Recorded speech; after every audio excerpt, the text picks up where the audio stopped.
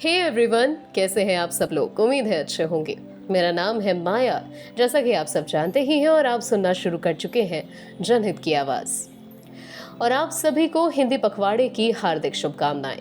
जिनको हिंदी पखवाड़ा नहीं पता उनको मैं बता दूं कि सितंबर का महीना हिंदी को समर्पित है और इसीलिए इसे हिंदी पखवाड़ा कहकर बुलाया जाता है। साथ ही इस महीने में आता है हिंदी दिवस, जो कि सेलिब्रेट होता है 14 सितंबर को।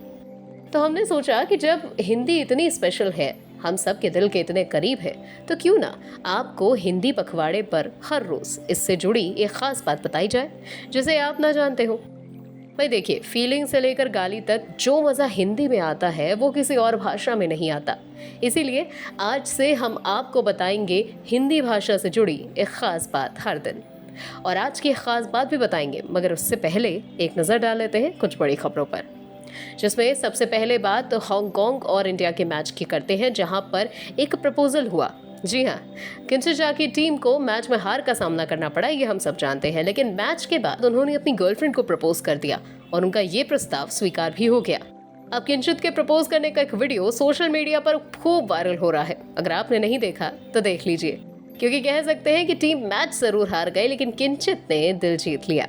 तो वहीं 29 मई को मानसा के गांव जवाहर के पास पंजाबी गायक शुभदीप सिंह उर्फ सिद्धू मूसेवाला की हत्या के बाद शूटर प्रियव्रत फौजी, अंकित सिरसा और साथी अंकित जाटी रास्ता भटक गए थे।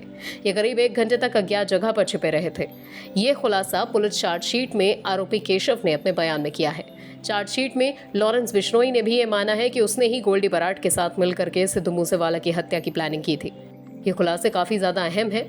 और इसी बीच दिल्ली में आपको बता दें कि आज से पुरानी शराब नीति एक बार फिर से लागू हो जाएगी। नई शराब नीति पर विवाद होने के बाद दिल्ली सरकार ने 31 जुलाई को इसे वापस ले लिया था। आज से पुरानी नीति को एक बार फिर से लागू किया जाएगा अगले 6 महीने तक के लिए। इस दौरान नए सिरे से नई शराब नीति बनाई जाएगी, जिसे अगले साल लागू किया जाएगा। अब इसमें सवाल उठता है कि चेंज क्या होगा। सबसे पहले नीति खुदरा विक्रेताओं द्वारा चलाई जा रही 250L7 दुकानें बंद हो जाएंगी। इन निजी विक्रेताओं को अगले 6 महीने तक ना तो दुकान खोलने की और ना ही शराब बेचने की इजाजत होगी। केवल सरकारी जो दुकानें हैं, सरकारी ठेके हैं, वहीं पर शराब मिलेगी। इसकी जानकारी आपको एम अकबरी दिल्ली नाम का एक ऐप है, इस पर मिल जाएगी। इस ऐप से शराब की दुकानों के बारे में सारी जानकारी अवेलेबल होगी। इसके अलावा आप कहां पर कौन सा ब्रांड अवेलेबल है, ये भी इस ऐप के जरिए पता कर सकते हैं। और क्या चेंज होगा, बाय 1 गेट 1 फ्री 2+3 ऑन MRP ड्रेसेस सभी ऑफर्स बंद हो जाएंगे। इसके साथ ही दिल्ली में ड्राई डे की संख्या बढ़ करके 3 से 21 हो जाएगी, यानी कि अब 21 दिन तक शराब की दुकानें नहीं खुला करेंगी। बड़ा फैसला है अब। वैसे आपका क्या होगा जनाबे अली, सोचा है?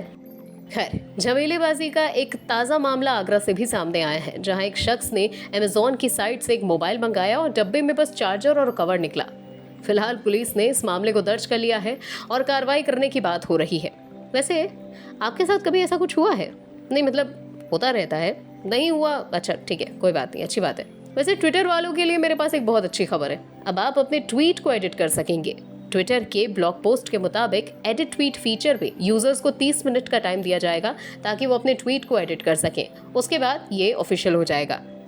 तो इस फीचर का इस्तेमाल करिए और चाहिए तो जो गलत बातें आप अनजाने में बचपन में लिख जाते हैं उनको एडिट कर दिया करिए।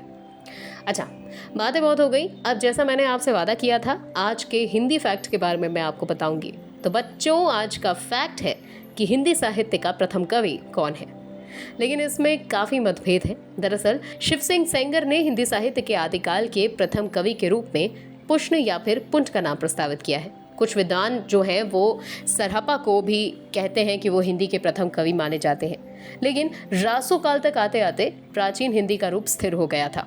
इसीलिए सबसे सटीक तरह से कहा जाए तो सम्राट पृथ्वीराज चौहान के परम मित्र और दरबारी कवि और इसके अलावा महाकाव्य पृथ्वीराज रासो के रचयिता चंद्रबरदाई को हिंदी साहित्य का सबसे पहला कवि माना जाता है। तो रहा ना ये खास। चलो, आज के लिए फिलहाल बस इतना ही। क्लास खत्म, मिलेंगे आपसे कल जानकारियों के साथ। तब तक के लिए सुनते रहिए जनहित की आवाज़।